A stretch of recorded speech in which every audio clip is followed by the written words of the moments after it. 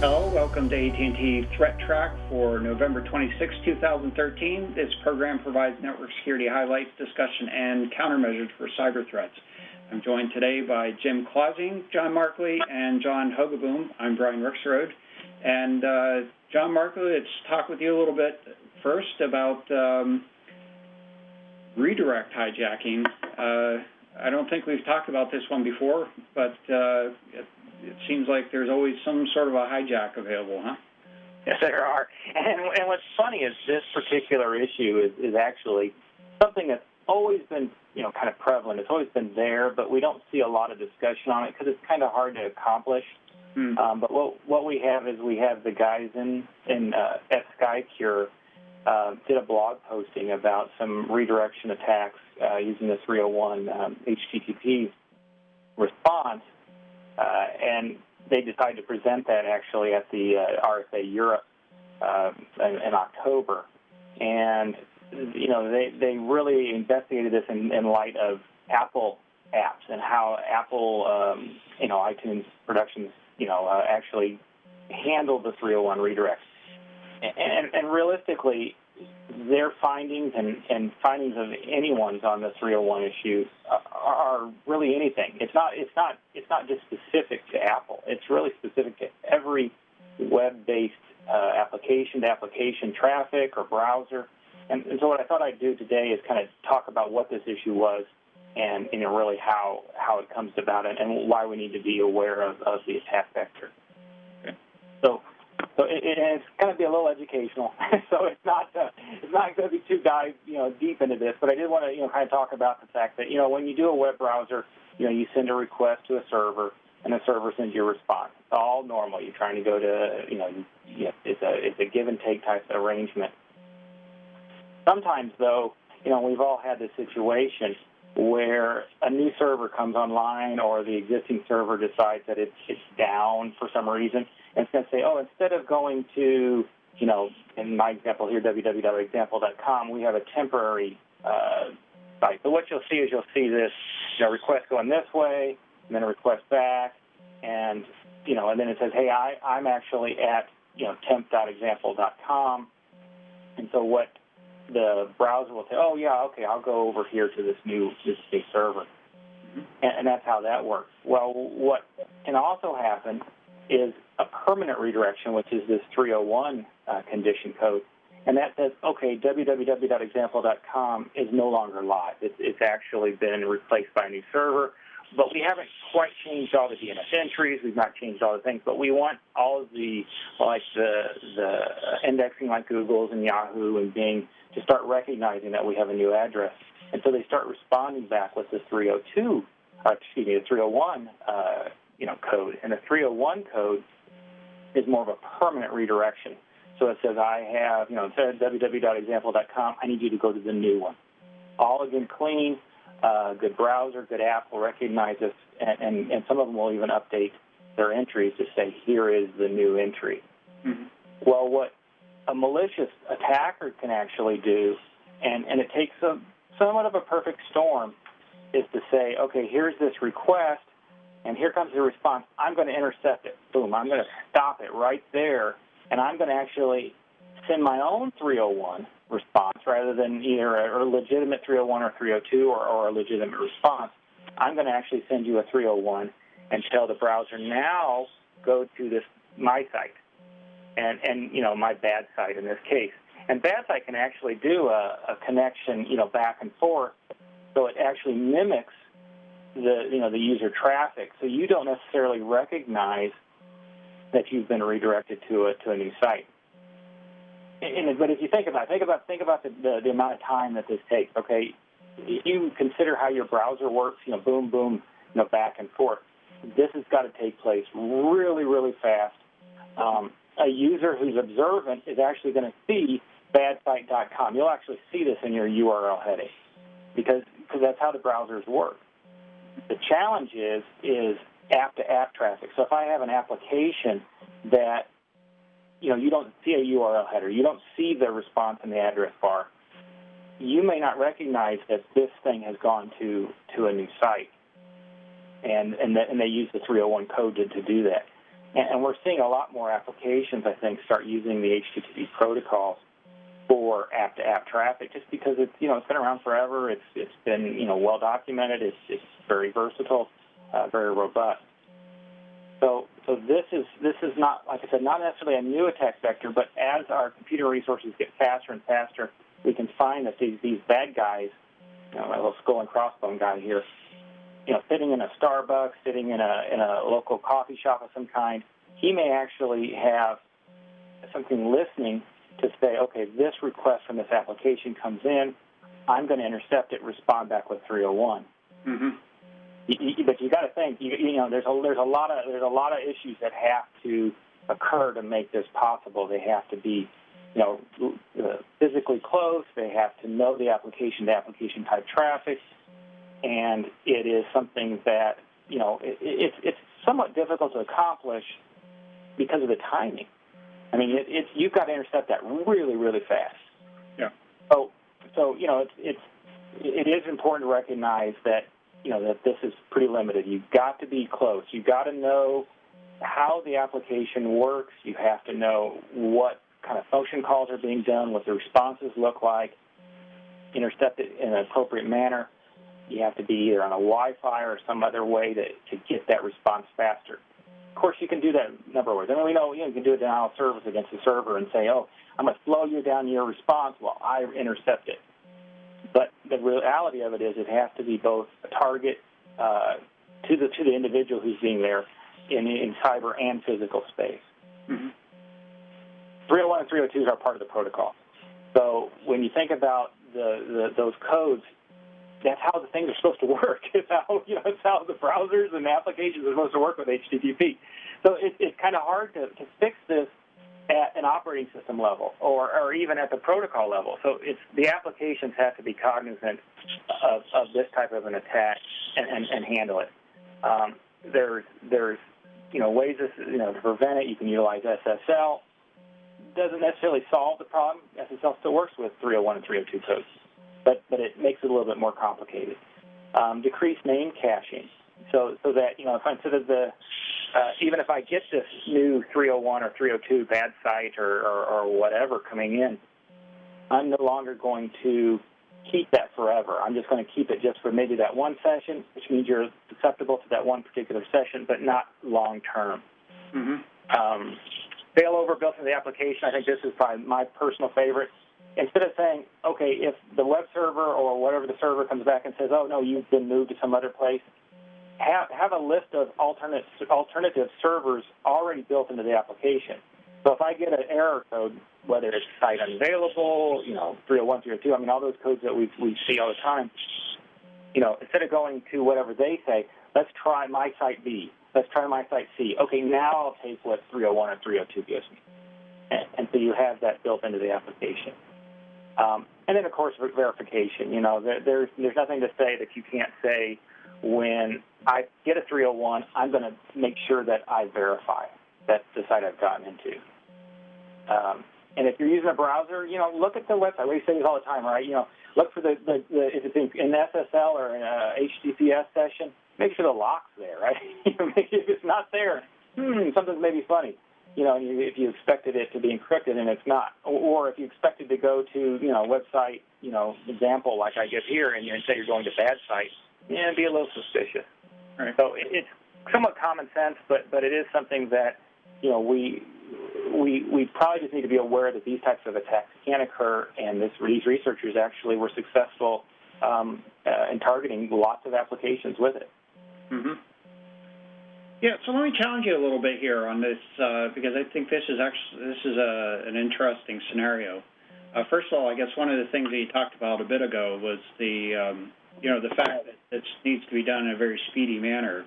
Mm-hmm. At the same time, if I thought it was actually kind of fortuitous that you pointed out that you could be sitting on a Wi-Fi network, and so that's basically a shared medium, which could be a little tricky or create a little trickiness that there might be some things that might need to be done in ARP space to be able to facilitate this. But from a timing perspective, if you're on the local network and somebody sends a request out to a web server, it's going to be some time before that web server is able to respond to it. That, transit a number of routers, go over the network, go to the web server itself. The web server has to process it and respond. And that would be ample opportunity to be able to inject your own redirect. Now, it is a TCP hijack that you have to facilitate to do that if you are on a shared LAN. Otherwise, it appears you actually have to be sort of a man in the middle to be able to facilitate this.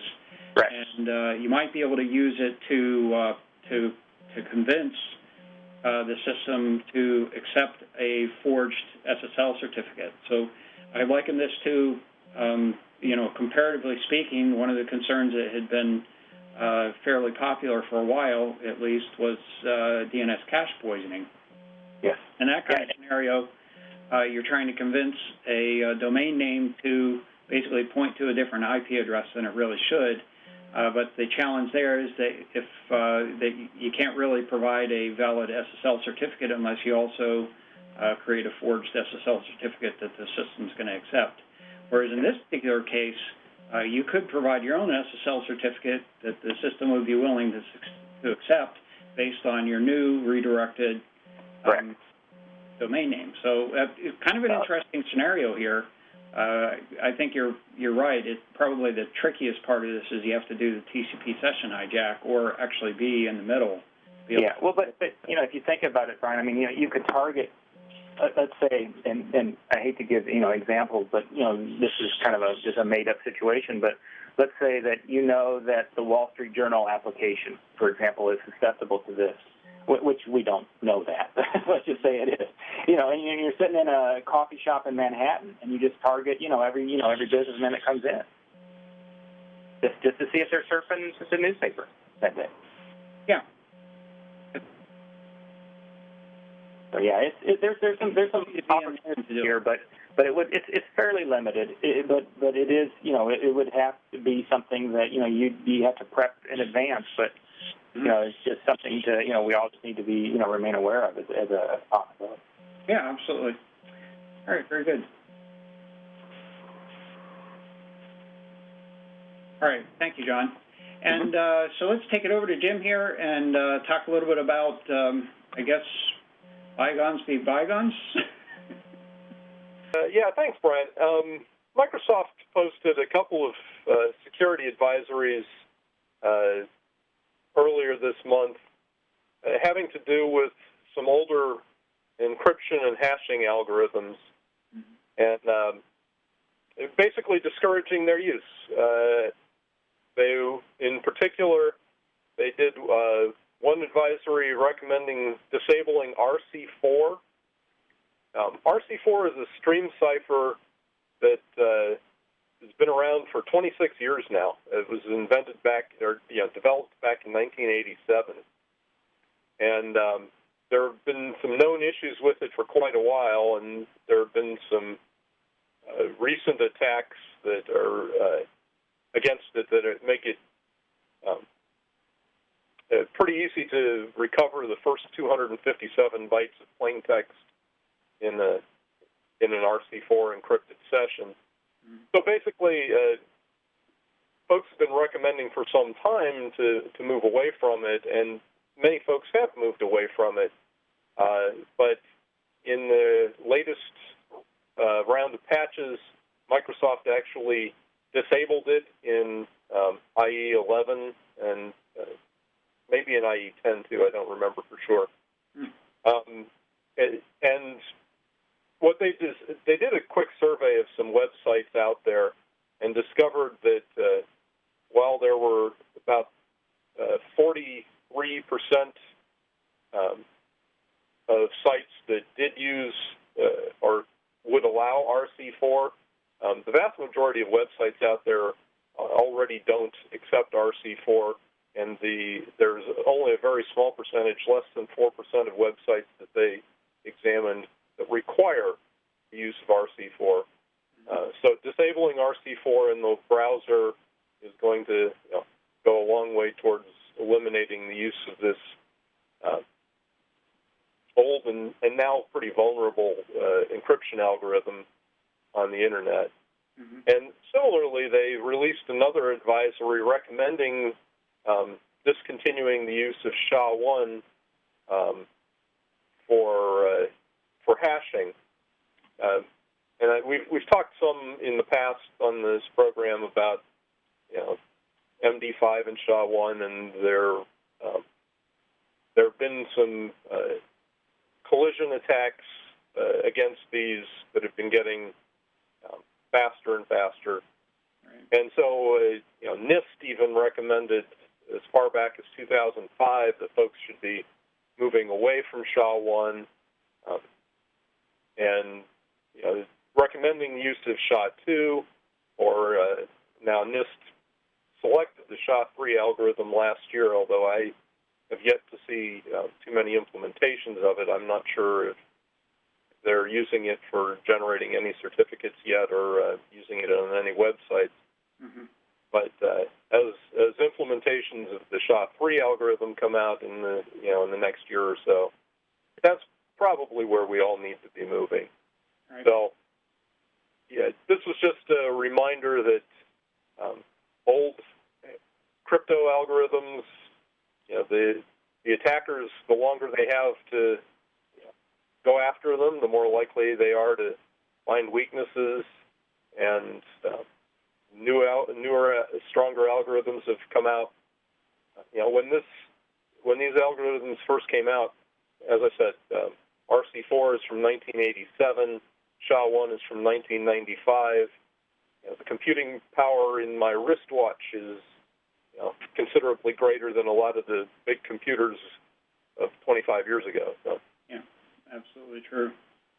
Yeah, I was noticing here that where you pointed out, it appears that at least from Microsoft's point of view, the disabling use of RC4 is rather immediate, and hopefully they've let this 4% or so of the websites know that that's going to be the case, so they can respond to that. I hate to see them get cut off just because they're using the wrong encryption algorithm. But the SHA1 portion, it looks like they're targeting 2016 for depreciating that. Yeah, and as I said, NIST has been recommending that we move away from SHA1 for 8 years already. So, this doesn't really come as any surprise. It's just that Microsoft, being one of the big players, is really pushing that now is the time to finally do it.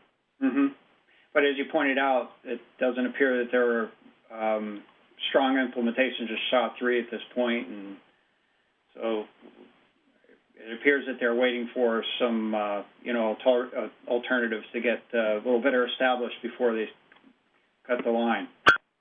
Yeah, but in the meantime, SHA2 is available, and there have been implementations of that for quite some time. So there are alternatives.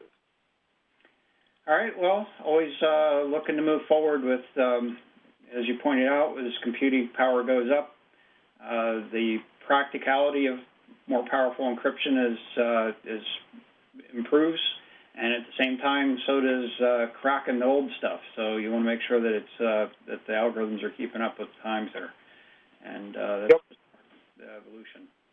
And so with that, let's take a look at, I guess, some other types of activity that are taking place. One, I came across this article recently. This was actually in Wired Magazine, and they were talking about, actually the headline here, want cheaper Bitcoins, hit someone with a DDoS attack.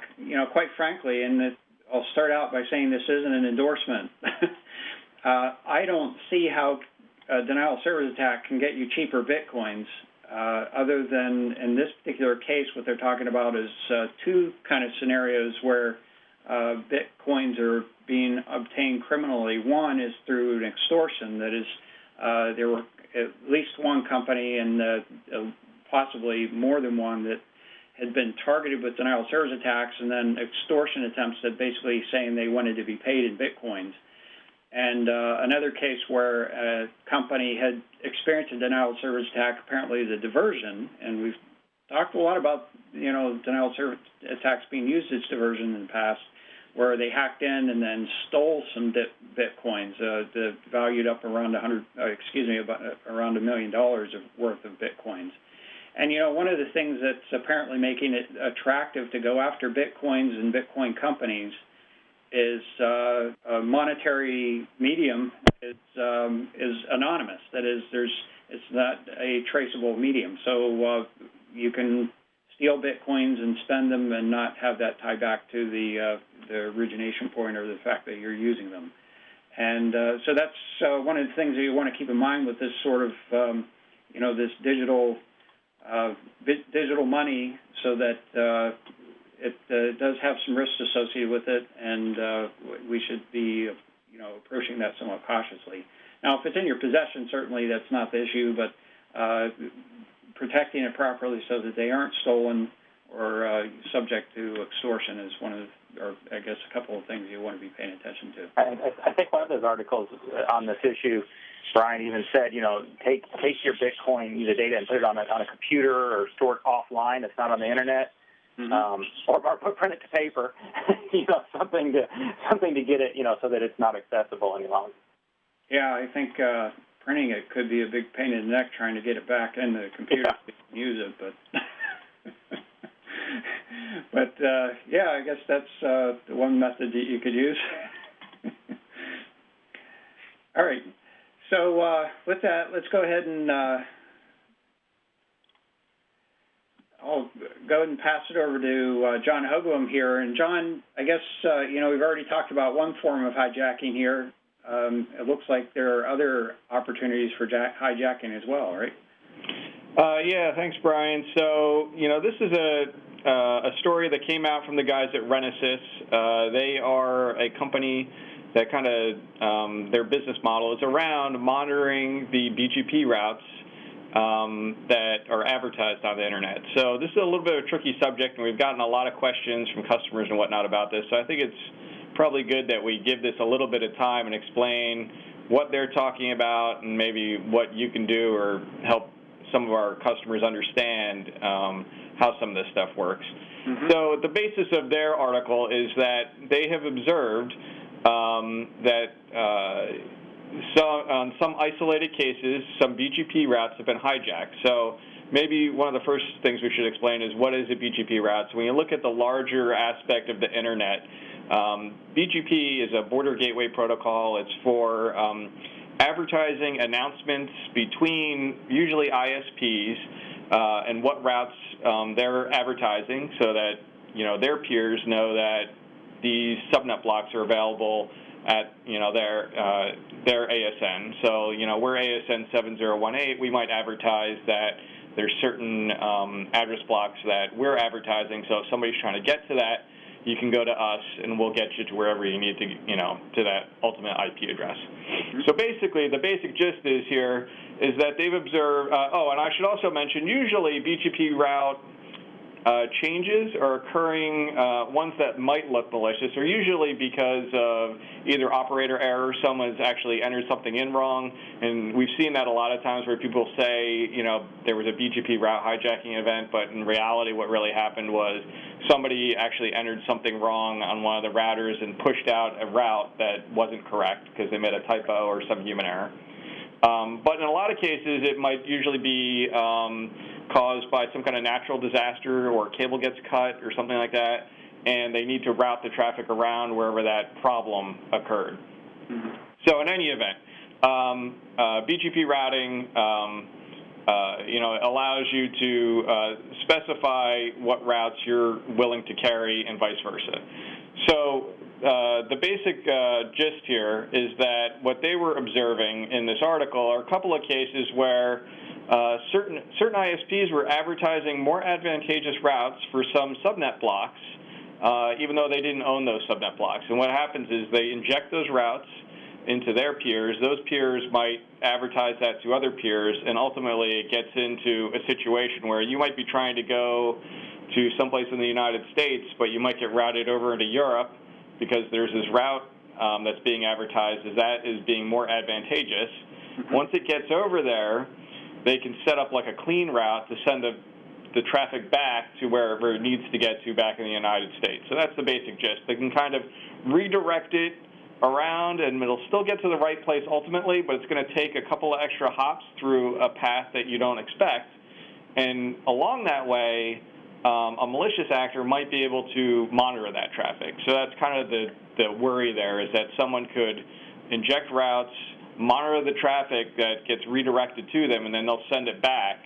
And maybe if they have really good bandwidth and it's not that much of an impact in terms of the number of hops on that route, you as a user would never really notice it because you're getting to the right place. You just might be getting kind of redirected around a weird path and then back in again. So there were a couple of things about this. BGP hijacking, there's a couple of cases where this can occur. Sometimes people will advertise a /24, and maybe that's the legitimate route, and a malicious actor might advertise the same /24 with a less cost path. So that's one type of hijacking where that would get preferred because it's the same address block /24, but it's a shorter path.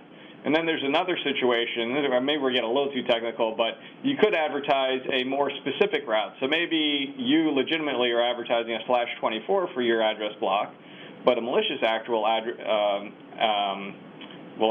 a /25, which is a more specific, subnet there. And it might even be the same amount of hops, but that'll get preferred to go that route because it's actually more specific. So, long story short, the internet is designed this way. That's how BGP routing, this is the way it's supposed to work.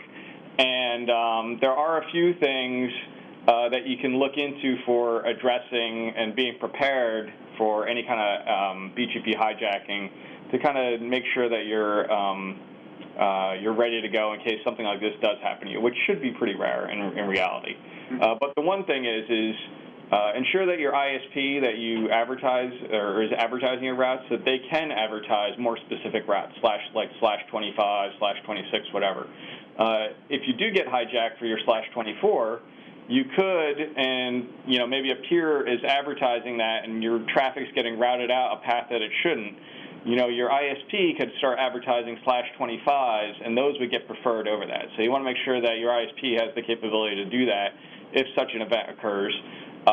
Reality, what you really want to do is contact that peer that is advertising these false routes and get to the bottom of that, and hopefully have them, withdraw those routes so that they're not in there. And I'm trying to think some of the other things.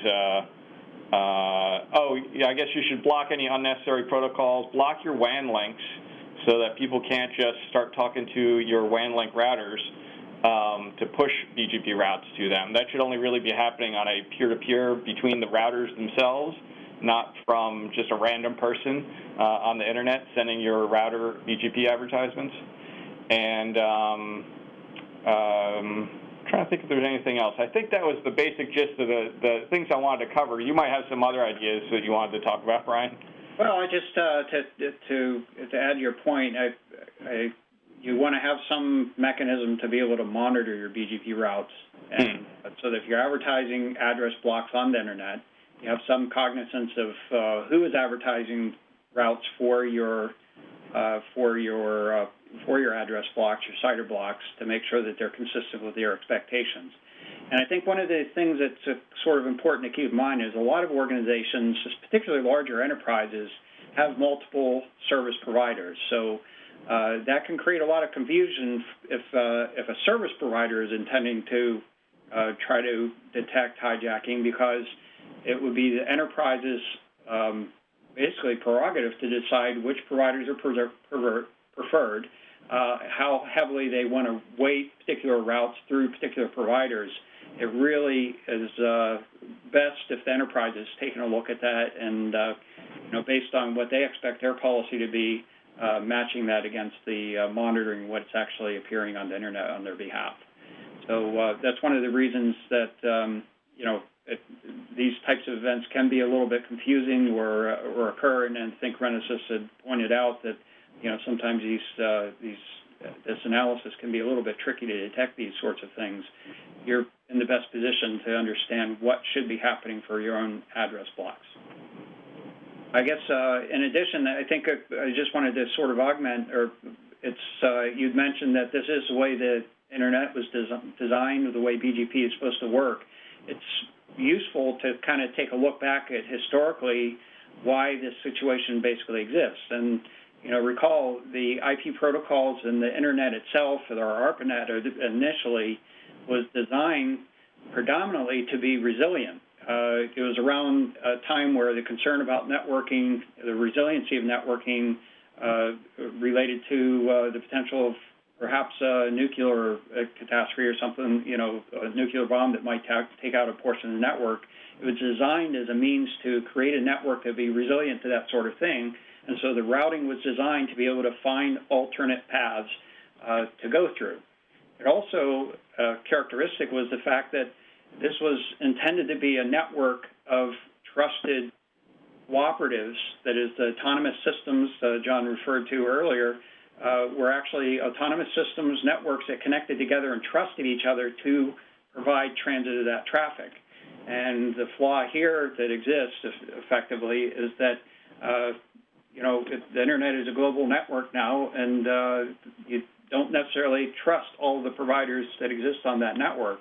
But the fact of the matter is as it is designed, intended, traffic could route through or transit through any provider. So those are the kinds of things to take into account if you have concerns about where traffic goes, if you're concerned about the you know, somebody monitoring your traffic. The recommendation, I guess, is to encrypt your traffic, and or to consider a private network, a virtual private network that gives you full control of how the traffic is routed across that network. So there's at least my thoughts on the topic. All right, so let's take a look at some other activities that are taking place on the Internet, and take a look at the Internet weather report for the past week or so here. First on the list here, and we've been reporting this actually somewhat first on the list for a few weeks now, so this isn't actually a new development, but it's a continuing development. This relates to scam probes on port 5038 TCP. That's the asterisk voice over IP management port. And as has been consistent for the last several weeks now, we're seeing probes on predominantly at any given time. It's predominantly probes on from a single address, but changing over time. And in this past week or so, the countries that we've seen activity from include the United States, France, Turkey, Netherlands, and Korea. So it looks like basically the folks that are doing this scanning activity are moving around to different addresses. Now, in previous cases, I reported that we're seeing from the same addresses scanning on some other ports. 3389 comes to mind. There were some others that we've seen. In this particular case, or for the most part, we haven't seen it combined with other ports in the activity. So perhaps there's a little more focused activity taking place. Next item here is scan sources as well as scan probes on port 0 TCP. And this is actually, in this particular case, there's a sort of special circumstances around it. What they're doing is, rather than sending SINs, they're sending actually what's referred to as a Christmas tree attack. It's a type of reconnaissance intended to try to basically fingerprint the operating system. So they're not, in this case, actually looking for activity on or open ports on port 0. That happens to be a reserved port. But what they're looking for is how does the operating system respond to this request. So what they're doing is setting all the flags in the TCP request and seeing how it responds. In this case, we're seeing most of the sources, as well as most of the probes, are coming from some sources in China. Not a large number, but we are certainly seeing some sources in China. And this is actually, you know, it peaked here. We're seeing up around 60 sources that were doing this. And then we also saw some sources in Brazil, United States, and Germany. But this was on the order of, you know, onesie-twosie addresses and from these other countries. The remainder of those seem to be coming from China. And so what I'm showing here is actually the number of sources, and you can see a profile that there was a bit of basically a jump in the number of sources that decayed, and then another jump in the sources there, and then we've seen sort of spiky activity in terms of the number of probes that have actually been originating from these sources. Yeah, I've heard a couple of reports that in addition to having all the flags set, that sometimes they've got corrupted headers of either extra bytes or too few. This is some weird traffic. It sounds like I'm not sure that they'd even accomplish all that they'd expect to with the OS fingerprinting. There's some really weird traffic out there. Well, yeah, it's certainly a possibility that there are some other tricks being done to see if there are other, special characteristics of the responses that might, indicate, particular versions of operating systems or something along those lines. It's really difficult to say without going into a really in-depth study of, how different things respond here. But, yeah, thanks for that observation, Jim. It's certainly intriguing. Next item here relates to scanned probes on port 123 UDP. This particular port, 123, is assigned to a network time protocol. And it's actually quite typical for this protocol to use both the same port for the source port and the destination port, which has its own sort of set of hazards associated with it. In this particular case, what we're seeing is the source port is being randomized. So what that suggests is this probing activity is actually not the normal network time protocol. It's some other application that's generating this traffic. So what we're seeing is basically spikes in activity in terms of the number of probes that we're seeing on this particular port, and it is fairly aggressive activity. So being as aggressive as it is, there's a possibility that's related to a denial of service attack of some sort.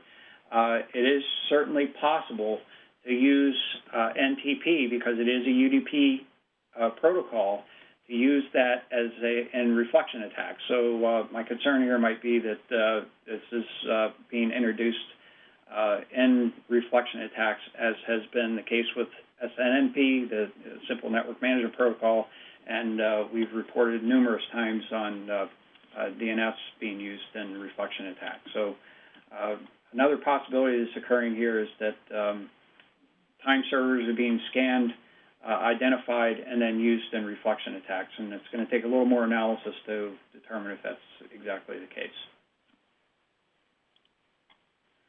Next item here is one that we reported on last week. This relates to the increase in the number of sources scanning on port 21320 TCP. We didn't have a very strong association of this port with any particular application, although there have been some indication, or there were some folks that blogged that this port was being used as a proxy for certain types of malware.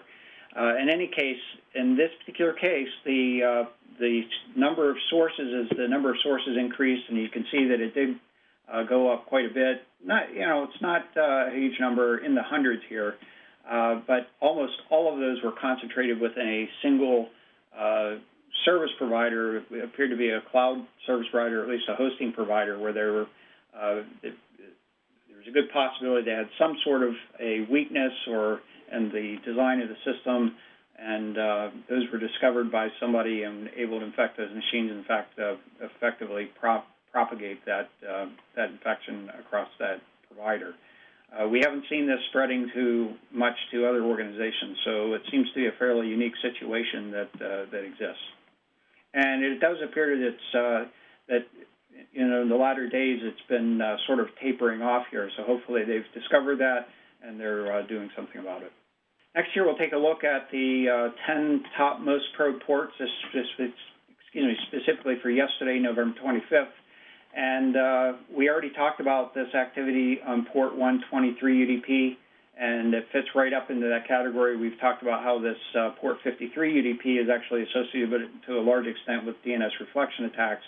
And again, that sort of raises a concern here that network time protocol might be joining the party when it comes to supporting reflection attacks. And again, we'll need to analyze that a little bit further to know for sure. Port 445 is shown on the list here. Port 22, 3389, and 1433 are usuals in that activity, as well as the peer-to-peer activity associated with the zero-access botnet. And then similarly, as we look at the top 10 most sources doing this probing, again from November 25th, we see 445 is on the top of the list, port 445 TCP.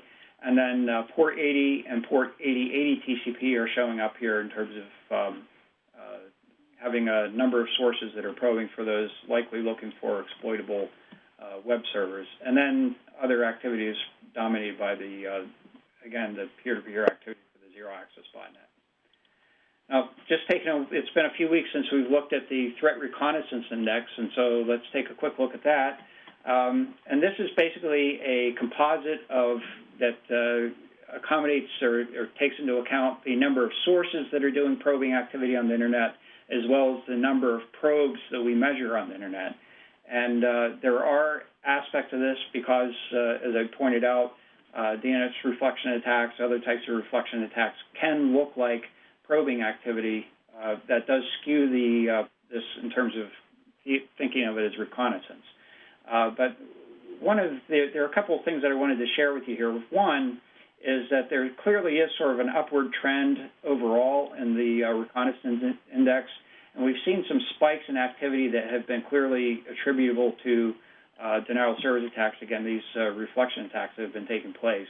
But even notwithstanding it, we are seeing a upward trend in this activity. And we're showing a year's worth of activity here just to put it into perspective. We also see this upward trend. It's a lot more subtle, but when we just look at the number of sources that are contributing, we're seeing that as going up as well. So it does suggest that there is some increased activity along these lines. And again, some of this may be attributable to reflection attacks, but that tends to show up more in terms of the number of probes, not so much in terms of the number of sources. So this number of sources increasing has its own sort of troubling characteristics associated with it. Okay, so that's our show for today. If you'd like to get in touch with us, you can email us at threattrack@list.att.com. You can also contact us through Twitter. Our handle is @ThreatTraq. ThreatTraq video is available on the AT&T Tech channel. It's att.com/ThreatTraq. It's also available on YouTube. And you can subscribe to an audio-only version on iTunes. I'd like to thank you for joining us today. Thank you, Jim, John Markley, and John Hogoboom. I'm Brian Rexroad. We'll be back next week with a new episode. Until then, keep your network safe.